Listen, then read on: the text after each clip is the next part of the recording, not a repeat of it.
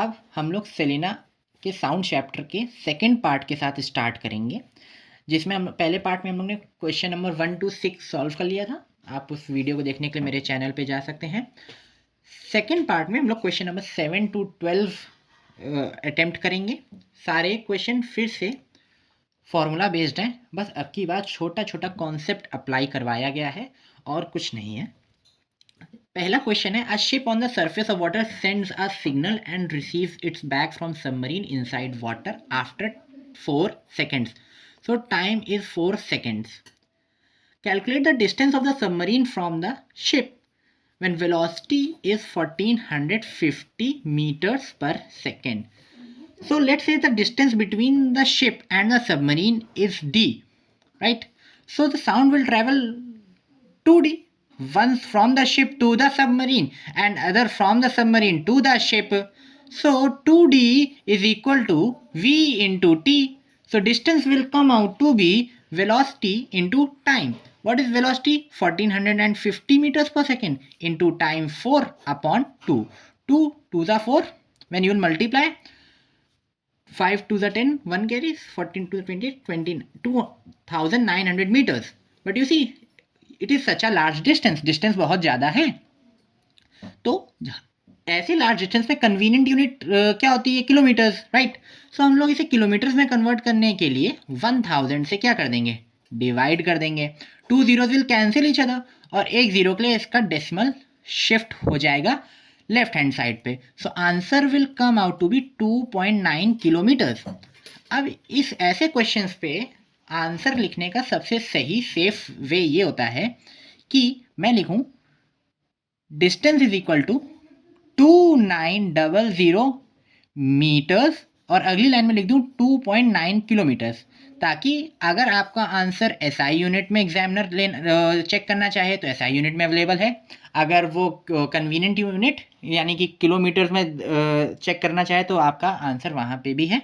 आप safer side पे रहेंगे, आपके मार्क्स नहीं कट पाएंगे, बिकॉज लार्ज डिस्टेंसेस को ऑब्वियसली हम लोग किलोमीटर्स में ही रिप्रेजेंट करते हैं। Now we move on to the 8th question. The 8th question is a pendulum has frequency of 5 vibrations. तो एक पेंडुलम दिया गया है जिसकी फ्रीक्वेंसी दे रखी है। अगर फ्रीक्वेंसी दी है तो अगर जब हम लोग को क्लास 7th 8th में पेंडुलम पढ़ाई किया तो हमने बेसिक यूज़ किया था पेंडुलम का। टाइम पता लगाने के लिए ना आप पेंडुलम से क्या कर सकते हैं? टाइम मेजर कर सकते हैं। देखते हैं इन्होंने कैसे मेजर किया टाइम। इन्होंने हमें पेंडुलम की फ्रीक्वेंसी दी है 5 वाइब्रेशंस पर second, right? An observer starts the pendulums and Fyers a gun simultaneously. He hears eco from the Cliff after 8 vibrations. ठीक है, अब देखिए आप इसको कैसे कैलकुलेट करेंगे। 1 वाइब्रेशन को कितना टाइम लगेगा? क्या 1/5 सेकेंड्स लगेंगे? क्योंकि 5 वाइब्रेशन 1 सेकेंड में आ रहे थे, तो एक वाइब्रेशन 1/5 सेकेंड्स में, यूनिटरी मेथड, ठीक। अब 8 वाइब्रेशंस कितना लेंगे? तो वो लेंगे 1/5 into 8 seconds, which will come out to be 8/5 seconds. So the echo is heard after 8/5 seconds. दूसरा कहता है, आगे बता रहा है question, the velocity of sound in air is 340 metres per second. आपको वेलोसिटी दी गई है, आपको टाइम दिया गया है, आपको डिस्टेंस निकालना है। Obviously 2d is equal to v into T. Distance की जगह हम लोग distance is equal to velocity यानी 340 इंटू टाइम जो कि है 8/5 और ये 2 जो यहाँ मल्टीप्लाई कर रहा है वो यहाँ डिवाइड करने आ जाएगा, राइट? कैलकुलेशन को इजी बनाने के लिए ध्यान दें कि 5 to the 10 आएगा, राइट? तो 10 का 0 कैंसिल कर देगा, तो क्या हो जाएगा? 34 इंटू 8। 8 4 द 32, 3 कैरी, 8 3 द 24 में जब आप 3 जोड़ेंगे तो 272 metres. The distance will come out to be as 272 metres. Now we move on to the 9th question. The 9th question is nothing but ask you to apply this same concept 2 times. Okay, a person is standing between 2 vertical cliffs. एक आदमी 2 cliffs के बीच में खड़ा है and produces a sound. Two successive echoes are heard at 4 seconds and 6 seconds. इसका मतलब ये है कि जो मैन है वो सेंटर में नहीं खड़ा है, वो एक साइड के पास खड़ा है और एक साइड से थोड़ा दूर खड़ा है, कि इसीलिए एक साइड से जल्दी आ जाएगी उसकी इको वापस और दूसरे साइड से टाइम लेगी. तो लेट्स से कि वो यहाँ खड़ा है. अब मान इस तरफ के टाइम में उसे 2 सेकंड्स में इको सुनाई दे रही है और इस तरफ की क्लिप से उसे 3 सेकंड्स में सुनाई दे रही है. वेलोसिटी तो सेम ही रहेगी, 320 मीटर्स पर सेकेंड. तो मैं इससे क्या कर सकता हूँ, दोनों साइड के डिस्टेंस पता लगा सकता हूँ. इस तरफ जब होगा, लेट से मैं इसके डिस्टेंस को x मान लेता हूँ, तो लौटेगा भी वो x.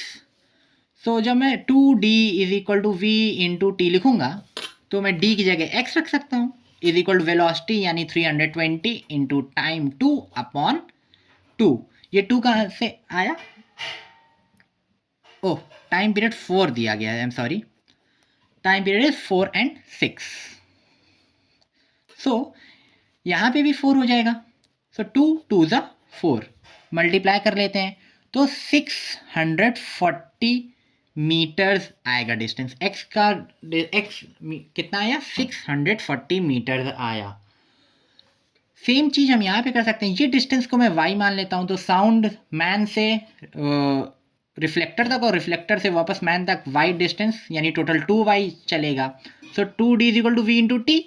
सो d की जगह हम y रख देते हैं, is equal to velocity 320 into time 6 upon 2.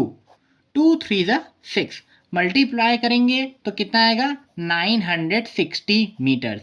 So total distance कितना है between the Cliff, total distance हो जाएगा x प्लस वाई. x की जगह x की वैल्यू रख देते हैं 640 मीटर्स और y की जगह y की रख देते हैं 960 मीटर्स. इसको जब आप ऐड करेंगे तो कितना आंसर आएगा, 960 प्लस 40 1000 हो जाएगा, 1000 में 1600 metre. So the total distance is 1600 metres. Question में कुछ भी टफ नहीं था एक्चुअली में, उन्होंने 2 क्वेश्चन आपको एक साथ कंबाइन करके दे दिए हैं. ये एक क्वेश्चन था कि a man receives N eco from point from the Cliff after 4 seconds, और सेकेंड पार्ट इस क्वेश्चन का ये था कि a man receives N eco from a cliff after 6 seconds. 2 question थे, इन्होंने उसको बस कंबाइन कर दिया है और कुछ भी नहीं किया है. I hope it is clear to you. Now we move on to the 10th question. The 10th question is, a person standing at a distance x from a cliff fires a gun.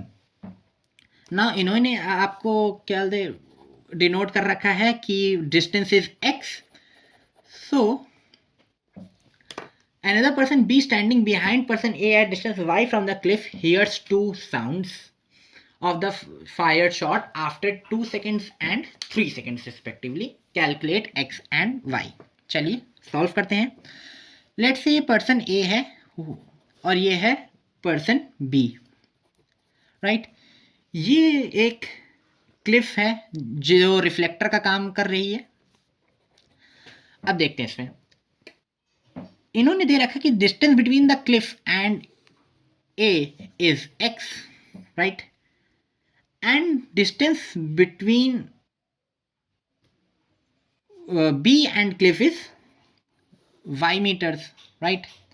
Now we have to find out the x and y, the value of x and y. ध्यान से देखिए, जो पहला sound वो receive करेगा जिसके लिए उसने टाइम 2 सेकेंड्स लिया है, वो कब रिसीव करेगा, जब गन फायर होगी. यानी वो साउंड केवल इतना डिस्टेंस ट्रेवल करेगा फ्रॉम A टू B, इतना. इसको हम लोग क्या कह सकते हैं, क्या टोटल y में से अगर मैं x हटा दूं तो क्या मुझे डिस्टेंस मिल जाएगा. डिस्टेंस ट्रेवल इसके लिए कितना होगा, y माइनस x, राइट. पूरे में से इतना पार्ट हटा देता हूं तो वो डिस्टेंस निकल आएगा. A B डिस्टेंस कितना है, राइट. अब इसका ट्वाइस तो करेंगे नहीं, अभी तक हम हर क्वेश्चन में डिस्टेंस का ट्वाइस कर देते थे क्योंकि कोई इको थोड़ी ना हुई है. जब A से B में आया है तब तो डायरेक्ट साउंड आया है. तो distance is equal to velocity into time. Velocity इन्होंने आपको दे रखी है 320 मीटर्स पर सेकेंड. वेलोसिटी दे रखी है इन्होंने पहले से ही आपको. सो डिस्टेंस जो कि क्या है y minus X is equal to velocity 320 into 2 which will come out to be 640 metre, right. आगे चलते हैं, अगले पार्ट पे चलते हैं। जो इसको इको सुनाई देगी 3 सेकेंड्स में, देखते हैं वो कितना डिस्टेंस ट्रैवल करेगी। ध्यान से देखिए, साउंड ट्रैवल ए से करेगा क्लिफ तक, यानी वो एक्स ट्रैवल करेगा, राइट। फिर साउंड बी तक जाने के लिए डिस्टेंस वाई ट्रैवल करेगा। फिर से मैं आपको समझा देता हूं, ए से क्लिफ तक जाएगा, एक्स डिस्टेंस तय करेगा, राइट। फिर साउंड यहां से रिफ्लेक्ट करेगा, तो कितना जाएगा बी पे पहुंचने के लिए, वाई जाएगा, तो टोटल डिस्टेंस हमारा एक्स प्लस वाई हो जाएगा, राइट। अब X plus Y is equal to 320 into 3 seconds, time total 3 second लेगा, तो x प्लस वाई की वैल्यू कितनी आएगी 960 मीटर्स। अब हम लोग पढ़ेंगे साइमल्टेनियस इक्वेशंस। आई होप आपको याद हो, हमारी पहली इक्वेशन बनी है y माइनस एक्स 640, दूसरी बनी है x plus Y is equal to 960।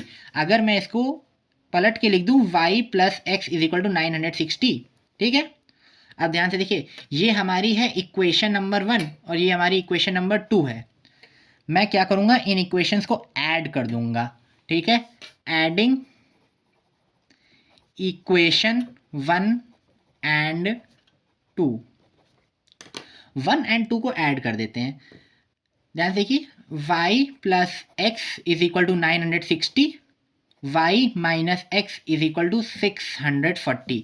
जब आप इनको ऐड करेंगे तो एक्स एक्स कैंसिल हो जाएंगे, बचेगा 2y is equal to 960 plus 640, जो कि कितना आएगा 1600 आ जाएगा, right. 2y is equal to 1600, so y is equal to 2 यहाँ मल्टीप्लाई कर रहा है, वहाँ जाके डिवाइड करेगा तो 800 मीटर्स आ जाएगा। y का आंसर आ गया हमारा 800 metres.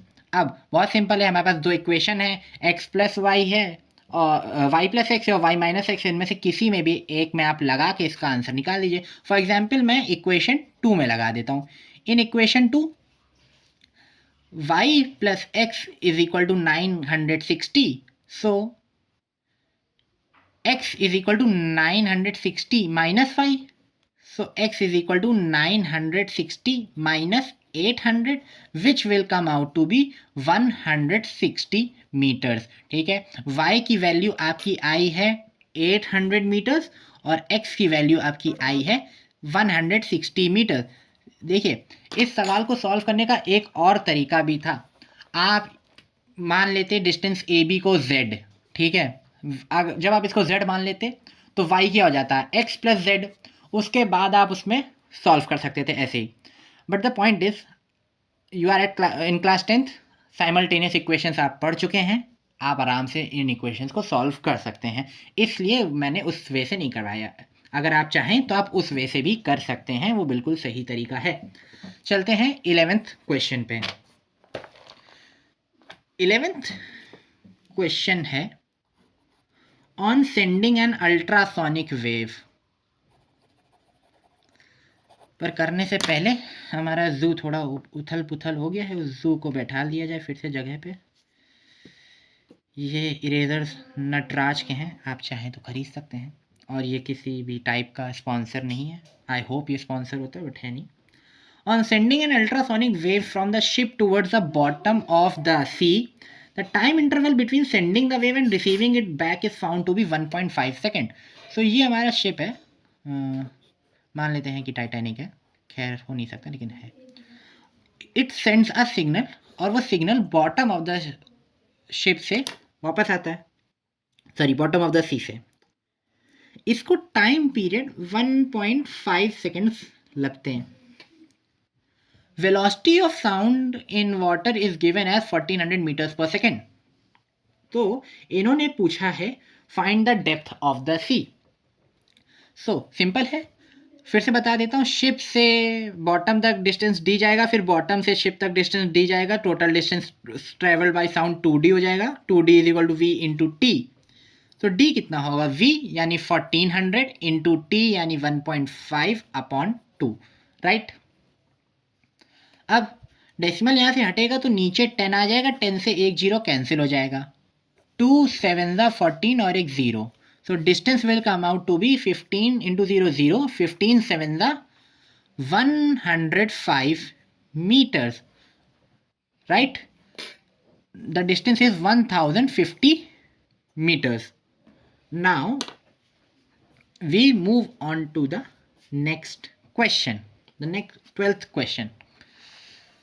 The 12th question is a graph based question. Let's see.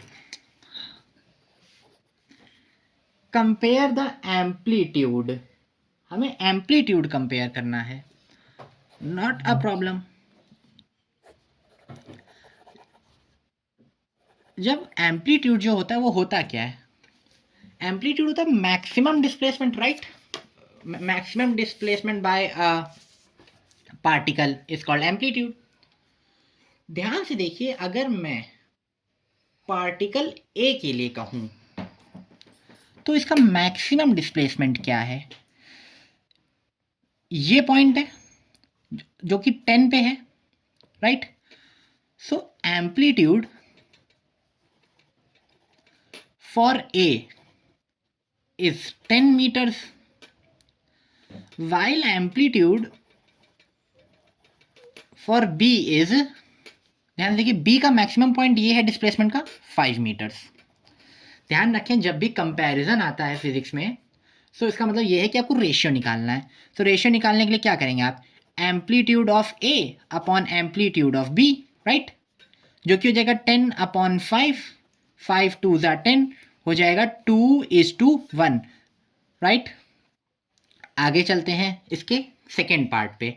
Second part में उसने कहा है कि वेवलेंथ कैलकुलेट करिए, का कंपेयर करिए। वेवलेंथ, वेवलेंथ ऑफ ए कितनी है? ध्यान से देखिए, ए की वेवलेंथ जो है वो है 4, राइट? और जो बी की वेवलेंथ है वो है 8। So wavelength A upon wavelength of B is equal to 4 upon 8. 4 1 the 4 2 the answer will come out to be 1:2. Wavelength of A is to wavelength of B. ये हो जाएगा उसका आंसर। हम लोग ने साउंड चैप्टर को पूरा कंप्लीट कर लिया है। आई होप आपको सारे क्वेश्चंस अच्छे से समझ में आए होंगे। आप, मेरा जो मानना है कि आपको कॉन्सेप्ट के साथ साथ कैलकुलेशन भी समझ में आनी चाहिए। अगर आपको क्या बोलते हैं कैलकुलेशन कहीं पे भी समझ ना आई हो तो आप मुझसे कमेंट्स में पूछ सकते हैं, क्योंकि कॉन्सेप्ट सबको पता है। द थिंग इज़ कहीं कहीं कैलकुलेशन में अटक जाते हैं, तो आप कुछ भी कैलकुलेट नहीं कर पा रहे हो तो आप वहाँ पे मुझसे पूछ सकते हैं, बिकॉज एट द एंड आपके कैलकुलेशंस बहुत ही ज़्यादा फास्ट और एक्यूरेट होने चाहिए ताकि आपके आंसर जल्दी आ जाएं। न्यूमेरिकल्स काफ़ी ज़्यादा स्कोरिंग होते हैं, बोर्ड में ज़्यादा टफ न्यूमेरिकल पूछे नहीं जाते हैं। डायरेक्ट कॉन्सेप्ट अप्लाई करिए और आपका आंसर आ जाता है। थैंक यू वेरी मच, मिलेंगे अगले चैप्टर में।